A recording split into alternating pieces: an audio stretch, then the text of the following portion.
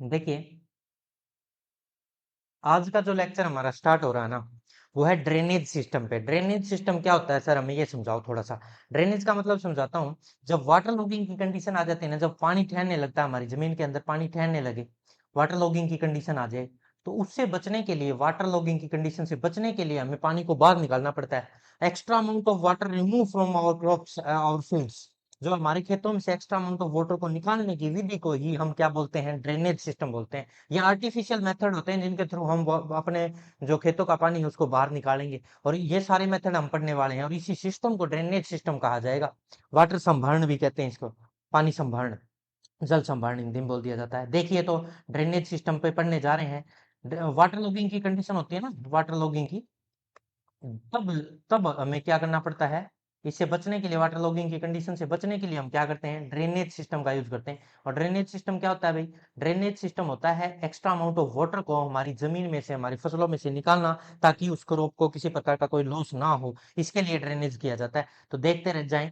Drainage is the artificial removal of water in excess of quantity required for the crop. Crop के लिए जो excess water आ चुका है, extra amount of water है, उसको निकालने के प्रोसेस को क्या कहा जाता है, ड्रेनेज।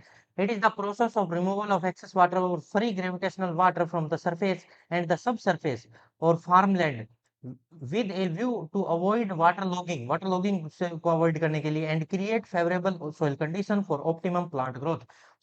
फेवरेबल सॉइल कंडीशन को पैदा करने के लिए, ताकि प्लांट की ग्रोथ अच्छे से हो, उसको पानी खड़े होने से उसके स्टेम कोई गल सड़ ना जाए, उससे बचाने के लिए वाटर को निकालने के प्रोसेस को क्या कहा जाता है, ड्रेनेज कहा जाता है। सभी को समझ में आया भी ड्रेनेज क्या होता है?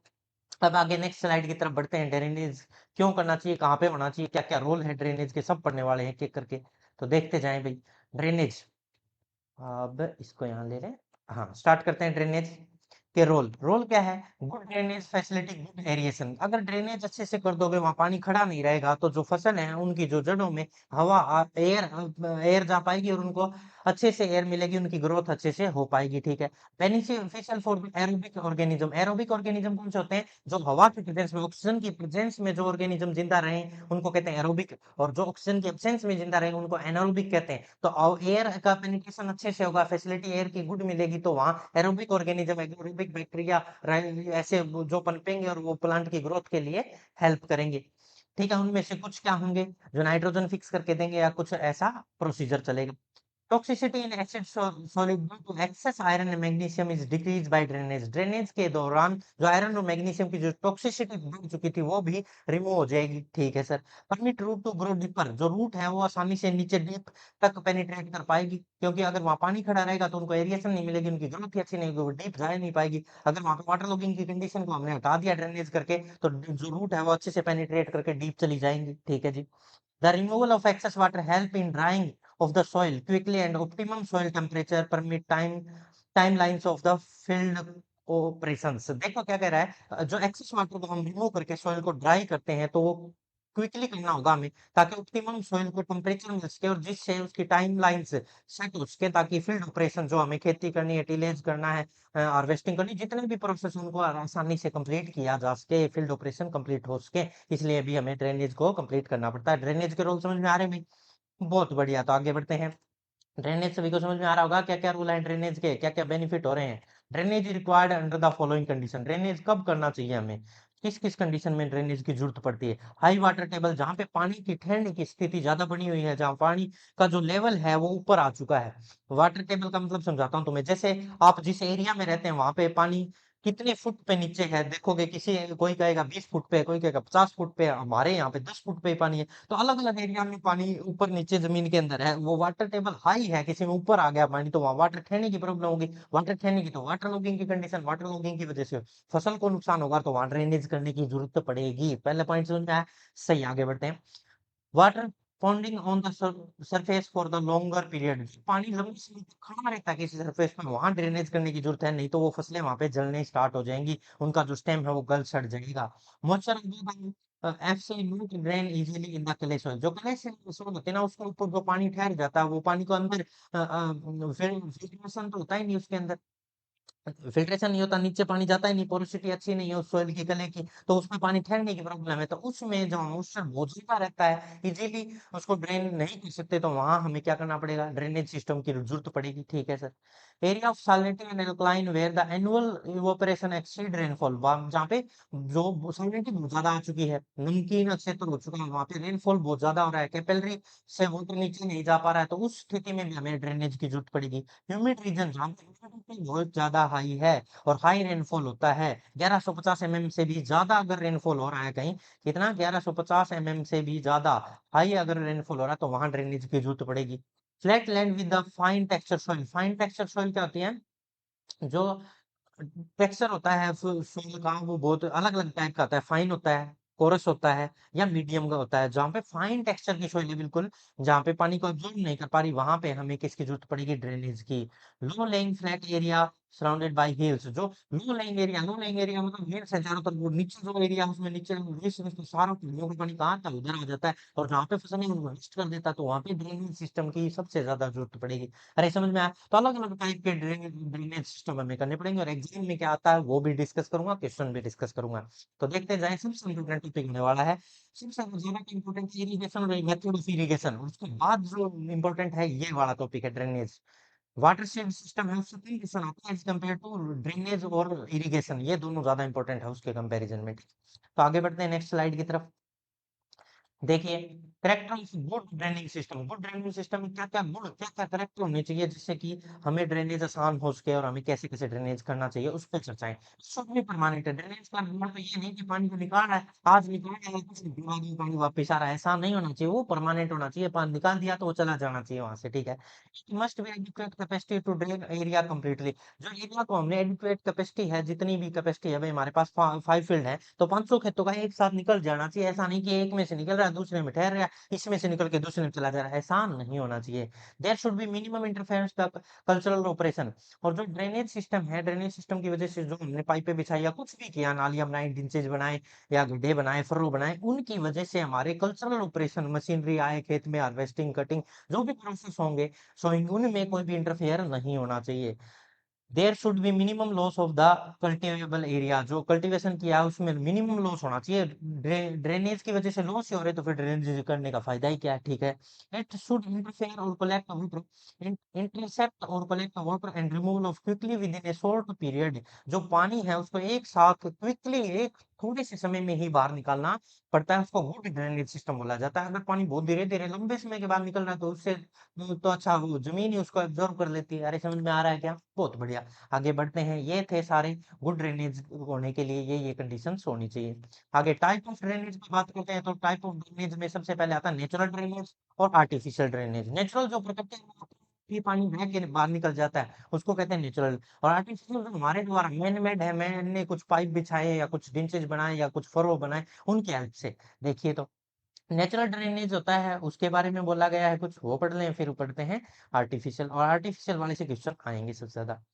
Natural drainage. Many area having some natural drainage. Natural drainage, however, is often inadequate and artificial or man-made drainage is required. जहाँ पे अपने में कोई पानी उतर के बाहर नहीं निकलता, वहां पे हमें आर्टिफिशियल या मैन-मेड ड्रेनेज की जरूरत पड़ती है। नेचुरल ड्रेनेज हो जाए उससे अच्छी तो कोई बात ही नहीं है, अपने आप ही पानी बाहर निकल गया, अगर एक्स्ट्रा पानी था तो वो बाहर निकल गया, जितनी जरूरत थी वो रह गया, ये तो सबसे अच्छा है। अगर ऐसा नहीं हो पा रहा तो हमें जरूरत पड़ती है मैन-मेड या आर्टिफिशियल ड्रेनेज की, नहीं तो आर्टिफिशियल की जरूरत देना पड़ती, अगर अपने आप ही हो रहा होता तो। अरे समझ में आया, तो आगे बढ़ते हैं।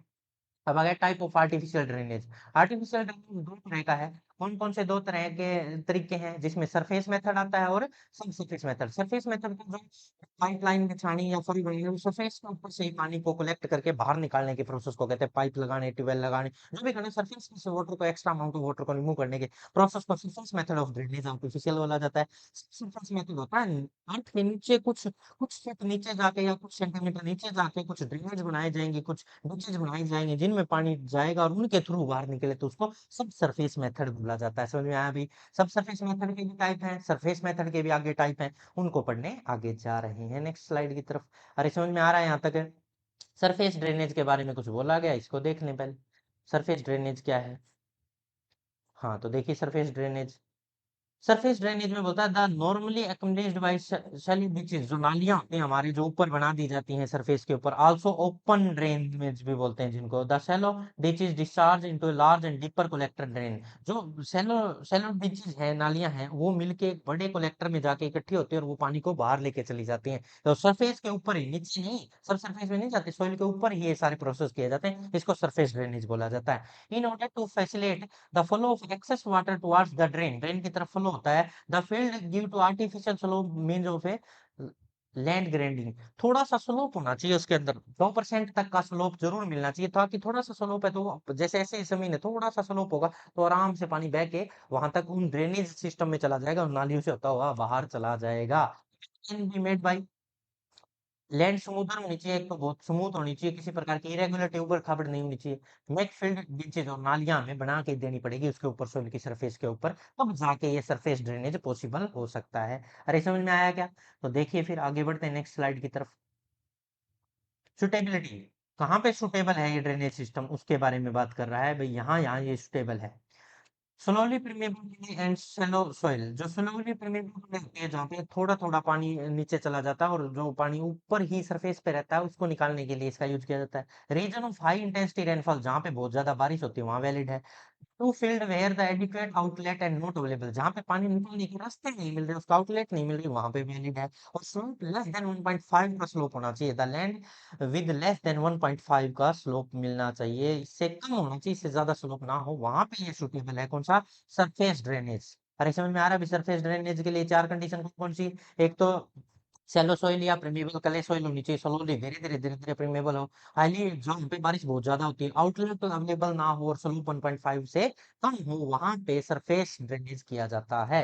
आगे बढ़ते हैं, क्लासिफिकेशन ऑफ सरफेस ड्रेनेज, यहाँ से क्वेश्चन आता है हमारे एग्जाम में हर साल, यहाँ से क्वेश्चन मिलता है। मैं फिर बोल रहा हूँ ये चार टाइप हैं और इनके कहाँ पे लिफ्ट ड्रेनेज किया जाएगा, ग्रेविटी ड्रेनेज के लिए अच्छी जगह कौन सी, ड्रेनेज डिप्स ड्रेनेज के लिए, फील्ड सरफेस ड्रेनेज के लिए, ऐसे एग्जाम में पूछा जाता है, ऑप्शन दे देता है ये चारों।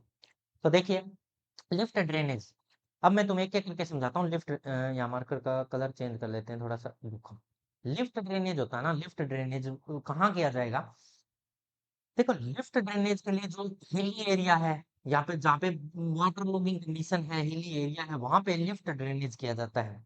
लिफ्ट ड्रेनेज में क्या होता है, पानी को उठा के बाहर निकाल दिया जाता है, पाइपों के थ्रू, ट्यूबवेल के थ्रू, या कैसे भी किसी मेथड से लिफ्ट करना, उठाना और बाहर फेंक देना, इसको लिफ्ट ड्रेनेज कहा जाता है। ये हिली एरिया में मेनली किया जाता है जहाँ पे पानी ठहरने की बहुत ज्यादा प्रॉब्लम हो रही है और बारिश बहुत ज्यादा होती हो। ग्रेविटी ड्रेनेज क्या होता है सर? पानी अपने आप ही ग्रेविटी की हेल्प से नीचे स्लोप में बहता बहता बाहर चला जाए, इसको ग्रेविटी ड्रेनेज कहते हैं, पर रास्ते आदमी को बनाने पड़ते हैं, इसलिए आर्टिफिशियल का टाइप है।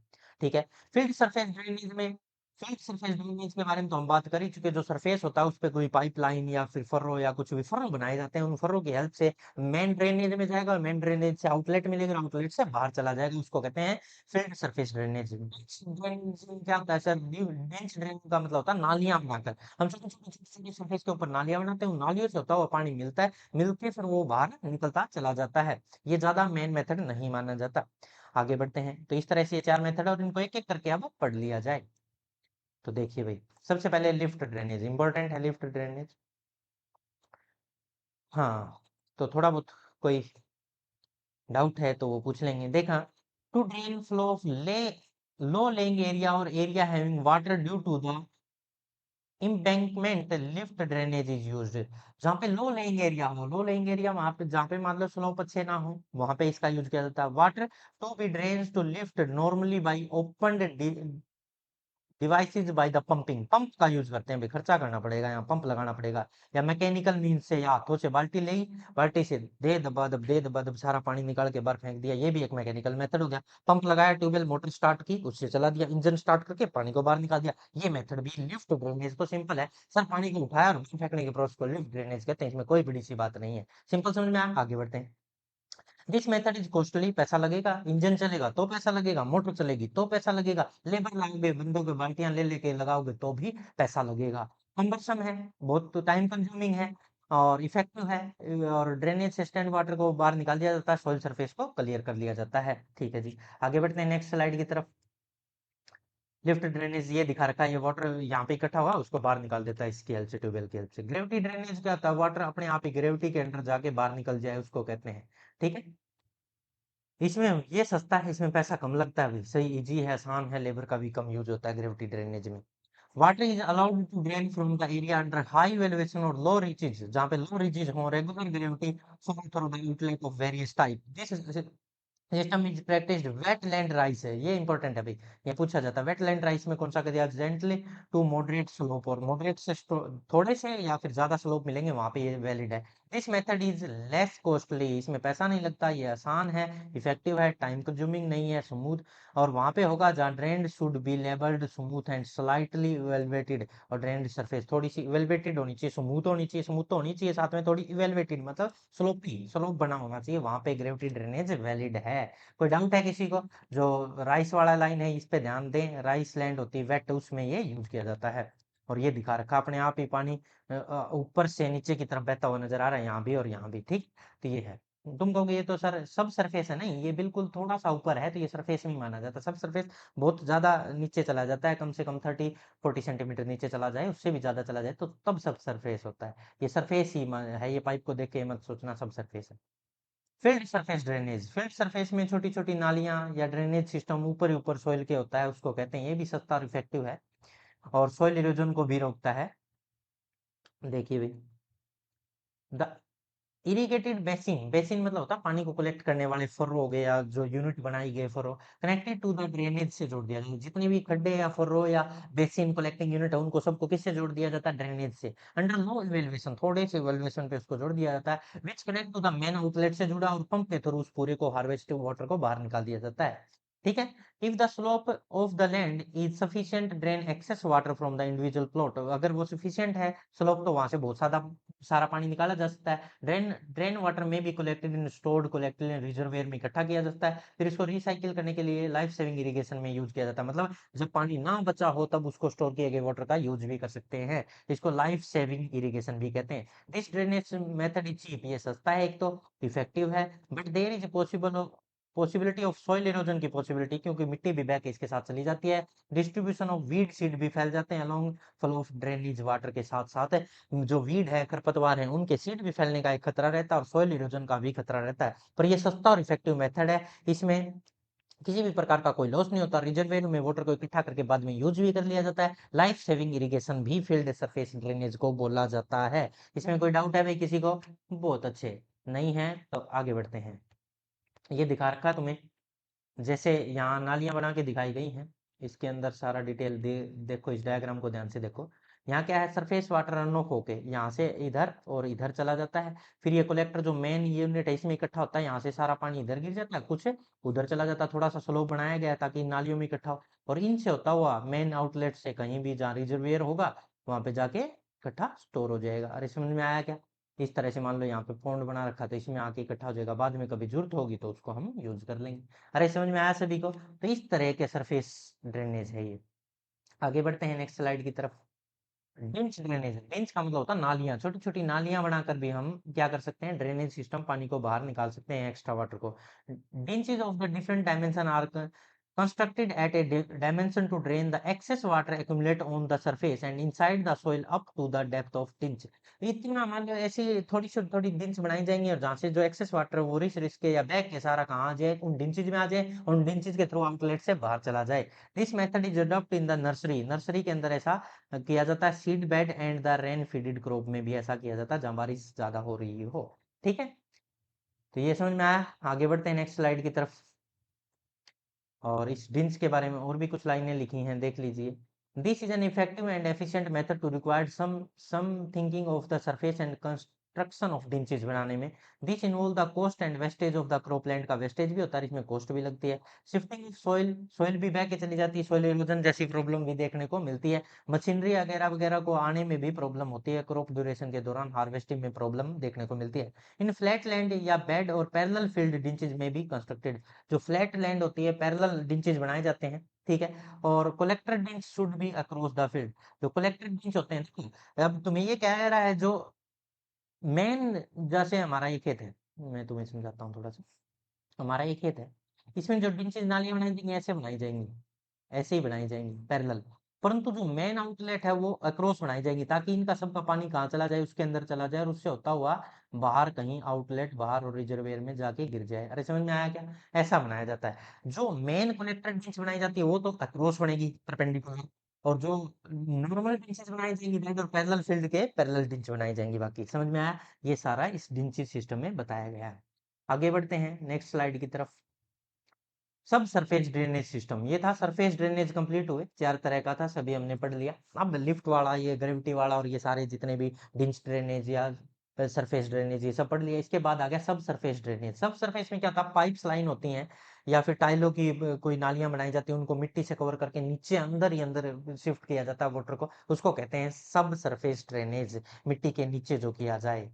देखिए लिखता है, it is accumulated by the deep open drain और ब्यूल्ड पंप ड्रेन कहते हैं इसको। पंप को ब्यूल्ड कर दिया जाता है, मिट्टी में डिप कर दिया जाता है। Subsurface drainage are underground artificial channels through with the excess water may be flow और सुटेबल आउटलेट। सुटेबल आउटलेट में जो एक्सेस वाटर है वो उनके अंडरग्राउंड होता होता चैनल से बाहर चला जाता है। The purpose is to lower the ground water level below the root zone of the crop, ताकि जो पानी है वो वाटर लेवल ऊपर ना आ जाए, पानी ठहरने की प्रॉब्लम ना हो, वो नीचे चला जाए, इसलिए इसको किया जाता है। नहीं तो हम सरफेस पे भी तो बना सकते हैं, सब सरफेस की जरूरत क्यों पड़ी? ताकि जो ग्राउंड लेवल है वो नीचे चला जाए, रूट जोन से जो प्लांट की रूट है वहीं तक अगर वाटर ठहरा हुआ है तो उनके जो रूट गल सड़ जाएंगे और वो प्लांट का कुरेला आना कहते हैं वैसे तो हरियाणा में इसको, कुरेला आ गया, फसल खराब होगी, वो जल गई अपने आप ही। क्यों? क्योंकि वाटर लेवल था वो ऊपर आ चुका था और रूट तक पहुंच चुका था, तो रूट को हमेशा किसमें डूबी रहती थी, वाटर में, और उसको एयर मिलती नहीं थी, तो रेस्पिरेशन नहीं पाई, इस वजह से वो मर गई। और इसीलिए इसको थोड़ा सा नीचे वाटर लेवल को ले जाने के लिए सब सरफेस ड्रेनेज सबसे बेस्ट माना जाता है। अरे समझ में आया क्या? बहुत बढ़िया, आगे बढ़ते हैं। Underground drainage is mostly needed to, कहाँ पे जरूरत पड़ेगी अंडरग्राउंड की ड्रेनेज की? मीडियम टू टेक्सचर्ड सॉइल, जहाँ पे टेक्सचर्ड सॉइल होगी, जो फाइन है, थोड़ी सी मीडियम टाइप की है, ना ही बिल्कुल फाइन और ना ही कोर्स, उसके अंदर जरूरत पड़ती है। हाई वैल्यू क्रॉप में, जहाँ पे हमें क्रॉप खराब नहीं होने देनी क्योंकि उसकी वैल्यू बहुत ज्यादा है। हाई सॉइल प्रोडक्टिविटी, जहाँ पे सॉइल की प्रोडक्टिविटी अच्छी है परंतु वहाँ ड्रेनेज पानी ठहरने की प्रॉब्लम है, तो वहाँ पे हमें अंडरग्राउंड ड्रेनेज लाना पड़ेगा ताकि वाटर के लेवल को नीचे ले जाया जा सके। अरे समझ में आया भाई सभी को? आगे बढ़ते हैं। वाटर लॉगिंग की कंडीशन से प्रिवेंट करता है ये। Advantage of sub surface, sub surface जो ड्रेनेज, उसके एडवांटेज क्या क्या है देख लो। There is no loss of the cultivated land, ऊपर तो है ही नहीं, तो कल्टिवेटेड लैंड पे तो कोई नुकसान ही ना। No interfere in the field operation, अगर कोई इरिगेशन करना है, नहीं किसी प्रकार का किसी को कोई भी टिलेज करना है या फिर हार्वेस्टिंग करनी या कोई भी पोस्ट हार्वेस्ट या प्री हार्वेस्टिंग प्रोसीजर करने हैं, फील्ड ऑपरेशंस करने में कोई प्रॉब्लम नहीं है। मशीन को ऊपर घूमने में, ट्रैक्टर को चलने में किसी को कोई प्रॉब्लम इंटरफेयर नहीं है। मेंटेनेंस कॉस्ट इज लेस, और इसमें कॉस्ट भी कम लगती है। इफेक्टिव ड्रेन सब soil and create better soil environment, ये सोइल को भी बेटर बनाने के लिए जिम्मेवार है सब सरफेस ड्रेनेज। अरे समझ में आया सभी को? बहुत बढ़िया, आगे बढ़ते हैं।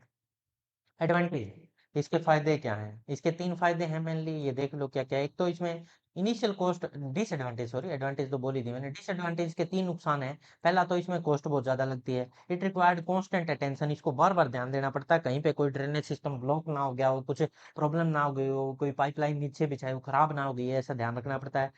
It is effective for the soil having low permeability, और वहां पे ये इफेक्टिव है जहाँ सोइल की परमेबिलिटी क्या है, लो है, वो वाटर को नीचे नहीं अब्सॉर्ब कर पा रही, वहां पे इसको लगाया जाता है ताकि पानी को बाहर निकाला जा सके। ठीक है सर, आगे बढ़ते हैं। अब type of sub surface drainage, और ये इंपॉर्टेंट है भाई, चारों टाइप बहुत इंपॉर्टेंट।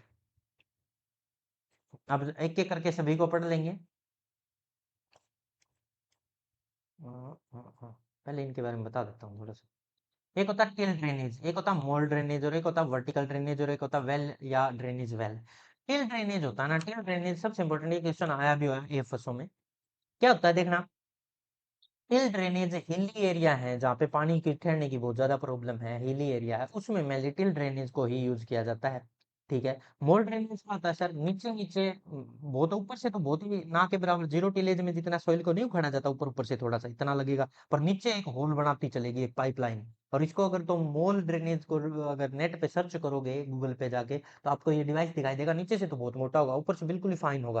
अर्थ के अंदर तो बहुत ज्यादा चौड़ा पाइप की तरह होल करता चलता है, ऊपर से बिल्कुल बारीक नजर आता है। इसको मोल ड्रेनेज, उसमें पानी उसमें जाता है अंदर, और वो अंदर उस पाइपलाइन में इकट्ठा होकर बाहर एक आउटलेट में चला जाता है। वर्टिकल ड्रेनेज क्या था, जो हमने समरसीबल, जो वेल बहुत बड़े बड़े जो लगा रखे हैं समरसीबल जिसको बोलते हैं, उनमें पानी निकालने, पानी को बहुत ज्यादा पानी को बाहर निकाला जाता है। अगर उसको रिवर्स कर देते हैं, उसके अंदर भाई पानी पहले से ही ज्यादा है, तो उसको अंदर उसमें जो बोरिंग सिस्टम में अंदर डालते हैं ना, उसको वर्टिकल ड्रेनेज बोला जाता है। वर्टिकल, नीचे सीधा खड़ा पानी नीचे गिरता है उसमें। वेल और ड्रेनेज वेल क्या होता है, वेल कुएं, कुआं बना दिया गया एक। हमारे फील्ड में हमें लगा भाई मेरे खेत में पानी ठहरता है, तो मैंने कोने पे एक बहुत बड़ा वेल बना दिया, और उसमें स्लोप बना के रख दिया, ताकि कभी भी पानी ठहरेगा, एक्स्ट्रा अमाउंट ऑफ वाटर होगा, तो मैं इसमें एक पाइप, उस कुएं के पास मैंने एक पाइप लगा दिया, और उस पाइप को खोल दूंगा, तो वो सारा एक्स्ट्रा वाटर कहाँ भेजेगा, उस कुएं के अंदर गिर जाएगा। वेल और ड्रेनेज वेल कहलाएगा। समझ में आ रहा है अभी सभी को? तो ये सारे पढ़ते हैं एक एक करके, देखिए इंपॉर्टेंट है ये चारों इंपॉर्टेंट है, वो चारों भी इंपॉर्टेंट है, इन्हीं से क्वेश्चन आते हैं हमारे एग्जाम में। तो ये चार चार टाइप, 8 टाइप हैं, दोनों से आते हैं। टिल ड्रेनेज, टिल ड्रेनेज के बारे में देख लीजिए क्या क्या बोला गया है।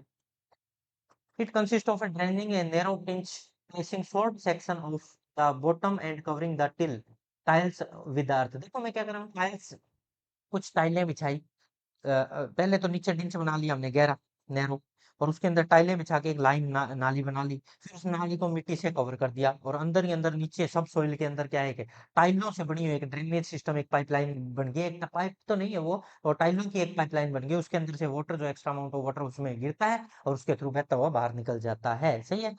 Loose joint between the two section, loose joint होता है दो section of the tile, serve as a place where drainage water may enter into the draining system. जैसे जहां से ड्रेनेज वाटर को एंट्री करना, वहां इधर से भी पाइप खड़ा होता है, और इधर से भी, दोनों तरफ से उस सेक्शन में वाटर गिरता है, और उन टाइलों से होता आगे हमारे फील्ड से निकल के मेन आउटलेट में गिरता है, और वहां से बाहर निकल जाता है। टाइलों का ये एक लाइन बनाई गई है, उनको दोनों तरफ से ओपन है, जैसे इधर से भी ओपन, इधर से भी, दोनों तरफ से पानी उसमें एंटर किया, नीचे चला गया, फिर उस टाइलों की जो लाइन है उससे होता हुआ बाहर चला जाता है। Water move by gravity into the joint between the tiles and through the tile wall, tile wall से होता हुआ चला जाएगा। Tile drain are made with a clay और कंक्रीट, कंक्रीट या फिर क्ले मिट्टी से बनाया जाता है, सीमेंट का यूज भी किया जाता है। Tile should be strong enough the withstand pressure and resistance to erosion action of chemical into the soil. Soil के अंदर जितने भी केमिकल गिर रहे हैं या प्रेशर हो रहा है, कोई ट्रैक्टर चल रहा है, तो उनके प्रेशर को सहन करने की क्षमता होनी चाहिए, इतनी स्ट्रॉन्ग टाइल हमें यूज करनी है। और ये लाइन जो इंपॉर्टेंट है, ये क्वेश्चन आता है हमारे एग्जाम में। यहाँ से ये यहाँ यूज कहाँ था, tile drainage use in high water table area, जहाँ पे पानी ऊपर आ चुका है वहां यूज करते हैं। एक तो हाई वाटर टेबल एरिया, और हिली एरिया, ठीक है, अंडर द सरफेस, और अंडर द सरफेस नीचे किया जाता है। हिली एरिया या हाई वाटर टेबल में कौन सा ड्रेनेज किया जाता है, टिल ड्रेनेज, टाइल ड्रेनेज किया जाता है। टाइल ड्रेनेज कहाँ होगा बताओ, हाई वाटर टेबल एरिया जहाँ पे पानी ज्यादा है, और हिली एरिया है वहां पे टाइल ड्रेनेज ही यूज करते हैं। ये एग्जाम में पूछा गया क्वेश्चन है, मैं फिर से कह रहा हूँ, ये बहुत इंपॉर्टेंट है। जहाँ पे हिली एरिया हो और हाई वाटर टेबल हो, वहां टाइल ड्रेनेज यूज होता है, याद रखेंगे। चलिए आगे बढ़ते हैं नेक्स्ट स्लाइड की तरफ। टाइल ड्रेनेज समझ में आ गया। मोर ड्रेनेज सिस्टम क्या था, मोर ड्रेनेज का अगर डायग्राम देखते तो और भी ज्यादा समझ में आता। तुम अगर इसकी कोई वीडियो देखो गूगल पे जाके, तो तुम्हें मिलेगी। ये क्या होता है, एक डिवाइस होता है ऐसे, और नीचे से ये मोटा होता है, यहाँ यहाँ ऐसे, ऐसे, ठीक है। ये सोइल को क्या करता चलता है, ऐसे उखाड़ता चलता है। पहले तो सोइल में ये पेनिट्रेट कर जाएगा, फिर सोइल में एक जगह से तो वो होल है इतना चौड़ा हो गया, फिर नीचे नीचे सोइल में चलता रहेगा ऐसे ऐसे, तो ऊपर से तो हमें इतना ही चौड़ा छेद दिखाई देगा बिल्कुल ही, और नीचे इतना बड़ा होल करती चली जाएगी। ये मोल ड्रेनेज सिस्टम कहते हैं। मोल नाम का एक जीव होता है रे, एक स्तनधारी है, एक जीव है, एनिमल है, और वो भी अर्थ के नीचे घुस जाता है एक जगह से, और फिर अंदर ही अंदर अंदर ही अंदर खोदता चला जाता है। उसी से ये मोल ड्रेनेज सिस्टम लोगों ने डिस्कवर किया। अभी ऐसी मशीन बना ले जो नीचे नीचे पानी पानी को निकालने के लिए होल करती चली जाए, और उसमें से पता भी ना चले, सरफेस के नीचे नीचे वाटर निकल के बाहर चला जाएगा। ऐसा सिस्टम, मोल ड्रेनेज सिस्टम, एक जानवर को देख के सिखाया सिखाया ऐसी मशीन बना ली गई। देखिए तो क्या है, मोल देखना, मोल कैसा जीव दिखाई देता है, ब्लैक कलर का, छोटी छोटी मुच्छें होती है, और ऐसा। They are often used in clay, और क्ले लोमी सोइल, जो क्ले चिकनी मिट्टी होती है उसमें ये यूज किया जाता है। क्योंकि जो सैंडी सॉइल है वहां, तो ये अब ये एप्लीकेबल ही नहीं है वहां पे। वो अगर जैसे ही सैंडी सॉइल में तुम इस मोल ड्रेनेज सिस्टम की मशीन को चलाओगे, तो वो पीछे पीछे बुड़ता ही चले जाएगा, वो होल रहेगा ही नहीं, तो सैंडी में तो वैलिड नहीं है। इन मोलिंग मशीन जो होती है is one of the bullet nozzle cylinder, उसके नीचे एक नोजल सिलेंडर होता है, यूजुअली 10 से 15 सेंटीमीटर डायमीटर का, देयर इज ए फॉर्म्ड, अभी मैंने दिखाया भी, नीचे 10 से 15 मीटर का एक सिलेंडर होता है, वो खोदता चला जाता है। A mould range should be at least 75 centimeter below the surface, present closing and hole or compaction from the farming operation। और जो नीचे नीचे 75 सेंटीमीटर नीचे जाती है, और ऐसे करता करता 10 से 15 सेंटीमीटर चौड़ा एक होल बनाता चला जाता है नीचे सोइल के, और उस पतली सी लाइन में से ऊपर से पानी सारा जाता है और उस होल में इकट्ठा होकर और मेन आउटलेट से बाहर चला जाता है। Mould draining is not effective in the loosely soil, loosely soil मतलब सैंड, सैंडी सोयल जो होती है ना, सैंड, उसके अंदर ये वैलिड है नहीं है। ये कहाँ वैलिड है, जहाँ कले हो, कले चिकनी मिट्टी होगी वहां वैलिड होगा ये, ठीक है जी। कले में वैलिड है और सैंडी में नहीं है मोल्ड ड्रेनेज, ये याद रहे, यहाँ से क्वेश्चन आ सकता है। Mould drainage not effective for the loose soil since it is channel produced by the mould will collapse, वो वापस से ही भर जाएंगे, भर जाएंगे सैंडी सॉइल में, अगर तुमने बनाने की कोशिश भी करी तो होल, ठीक है। आगे बढ़ते हैं नेक्स्ट स्लाइड की तरफ। मोल ड्रेनेज समझ में आया। वर्टिकल ड्रेनेज में तो कोई दिक्कत ही नहीं भाई, बोर हमने एक ट्यूबवेल के लिए पाइप भी लाइन नीचे बिछा दी, बहुत ही नीचे 200 फुट नीचे से पानी निकाल रहे हैं हमारे ट्यूबवेल से, और हमारे खेतों में लग रहा है। एक दिन का बहुत ज्यादा बारिश हुई, खेत पहले से भर गए, बिल्कुल तैर गए, तो मेरे को अब उस पानी को निकालना वापिस, तो मैंने क्या किया, जिससे पानी निकला था ना, जिस ट्यूबवेल से, उस पाइप को खोल दिया और उसके अंदर पानी को वापस एंट्री करा दिया रिवर्स, वो एक्स्ट्रा वाटर सारा उसमें बोरिंग में अर्थ में नीचे चला गया। इसको वर्टिकल ड्रेनेज कहते हैं, अर्थ के अंदर इनके पानी को वापस करा देना, जहाँ से निकालते थे उसी में वापस डाल देना, क्या कहलाता है, वर्टिकल ड्रेनेज कहलाता है। समझ में आया, तो देख लो भाई वर्टिकल ड्रेनेज के बारे में, बिल्कुल simple. Vertical drainage is the disposal of drainage water through the well, कुआं खोद दिया गया, porous layer in the earth, earth के अंदर चला जाता है। Such layer must be capable to taking large volume of water rapidly, rapidly तेजी से पानी को खींच लेता है। Such layer are found in the river bed, river bed के आसपास ऐसी लेयर्स मिलती है। समझ में आया भाई, तो वर्टिकल ड्रेनेज सिस्टम सभी को समझ में आएगा, बहुत ही आसान। अब एक बच गया, ड्रेनेज वेल। ड्रेनेज वेल क्या होता है देख लो। ड्रेनेज वेल वो होता है, मान लो मेरे खेत में पानी ठहर गया, बारिश हुई बहुत ज्यादा और वहां पे पानी ही पानी भरा पड़ा है, और मैंने एक कुआं बना रखा है, मेरा वेल बना रखा है, और उसके पास एक होल है, उसको खोल दिया तो सारा पानी उसके अंदर जाके इकट्ठा हो गया, पर बाद में मेरे को जरूरत पड़ेगी तो मैं उसको यूज भी कर लूंगा, तो इसी को कहते हैं ड्रेनेज वेल। वेल मतलब एक कुआं बना दिया मैंने मेरे खेत के पास कोने में, देख लो। The well are used for the draining of agricultural land, especially in the irrigated area में ये बनाया जाता है। जैसे एक कुआं बना रखा है और इसमें मान लो यहाँ होल पाइप बिछा रखा है मैंने, इस पाइप में ढक्कन है, अगर इस ढक्कन को खोल दूंगा तो सारा एक्स्ट्रा पानी कहाँ चला जाएगा, इसके अंदर, और जब जरूरत पड़ेगी इसको यूज कर लूंगा। ये ड्रेनेज वेल बोला जाता है। समझ में आया भी सभी को। अब नेक्स्ट स्लाइड की तरफ बढ़ते हैं। इंपॉर्टेंट पॉइंट्स देख लो, क्या क्या इंपॉर्टेंट पॉइंट है, ये भी इंपॉर्टेंट है, सारी बातें हो चुकी है वैसे तो पीछे, फिर भी बोल देते हैं। सरफेस ड्रेनेज है, उसमें जो स्लोप है वो लेस देन 1.5 से कम होना चाहिए। अगर सरफेस ड्रेनेज के लिए सुटेबल लैंड उसी को माना जाता है जिसमें अगर स्लोप 1.5 से कम है तो वो सरफेस ड्रेनेज के लिए सुटेबल है।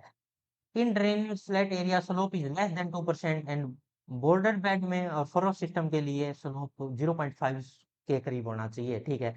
Border bed furrow method is widely practised in the groundnut में, सबसे ज्यादा बॉर्डर बेड फरो का यूज किया जाता है। बॉर्डर बेड फरो बनाए जाते हैं किसके लिए, ग्राउंड नट्स के लिए, क्योंकि यहाँ कले सोइल होती है। अरे ठीक है, ये कुछ इंपॉर्टेंट पॉइंट्स थे जो हम याद रख लेंगे। अब आगे बढ़ते हैं, क्वेश्चन भी है वो भी देख लीजिए। यही तो है वो इम्पोर्टेंट क्वेश्चन जिसके बारे में जिक्र हो रहे थे, देख लीजिए क्या है। Method of draining that is used in high water table area, high water table area और hilly area, high water table और hilly area, high water table और hilly area sir. Tile drainage, नीचे टाइलें बिछा के ड्रेनेज किया था, tile drainage, और सोचने की जरूरत ही नहीं है। इस तरह से हमारा ये लेक्चर होता है कंप्लीट। और अब हम टेलीग्राम पे इसके जो नोट्स हैं वो तुम्हें भेज देंगे, टेलीग्राम से डाउनलोड कर लेंगे और उनको पढ़ेंगे। और यहाँ से एक क्वेश्चन आएगा भी मेरे को लगता है इस साल, जो इसके 4 टाइप सरफेस के और सब सरफेस के 4 4 8 टाइप में से कोई ना कोई एक क्वेश्चन आने की संभावनाएं हैं। वैसे इनमें सबसे ज्यादा इंपॉर्टेंट इरिगेशन वाला टॉपिक है, मेथड ऑफ इरिगेशन सबसे इंपॉर्टेंट है इनमें, पर फिर भी ड्रेनेज से भी क्वेश्चन बहुत सी बार देखने को मिलता है। ये सारे इरिगेशन के ही मेथड के अंडर आते हैं, ऐसा कुछ नहीं है कि अलग लेक्चर है, ठीक है।